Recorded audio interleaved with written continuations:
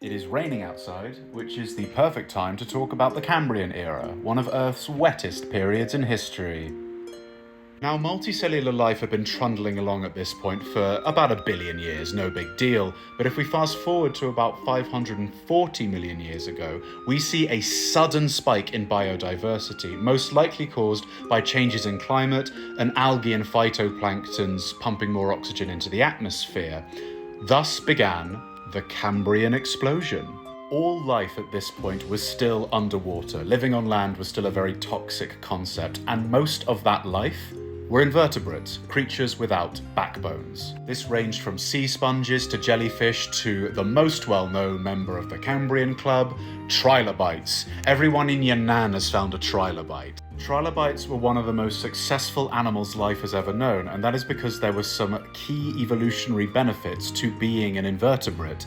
Namely, having a tough exterior meant you could have a natural defense against predators, but also having an exoskeleton meant it was much easier to get bigger.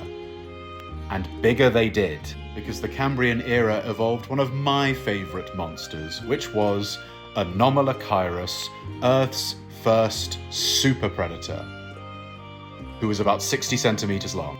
The best way I can describe the appearance of Anomalocyrus is if you mixed a shrimp with something you would have made on the PC game Spore. That's pretty accurate. Go look them up. They're really fun. And of course, one of the most important evolutionary traits had taken hold during the Cambrian era, the evolution of vertebrates, animals with backbones like Hycoichthyes, a fish the size of your thumbnail.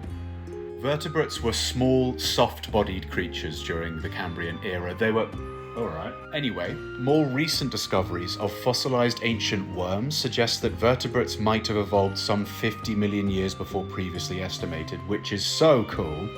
But during the Cambrian era, vertebrates were small, soft-bodied creatures, unlike their armored invertebrate counterparts. It is so mad to think that these creatures are essentially the ancestors of all living creatures going forward, with invertebrates like trilobites being the ancestors of arthropods and spiders, and the little vertebrate Hycoichthyes being the ancestor of everything with a backbone, from birds to whales to you and I.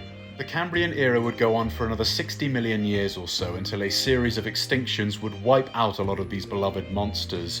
However, as life goes, it would leave room for other evolutionary lines to take over, thus bringing us to 485 million years ago, the beginning of the Ordovician era. We are branching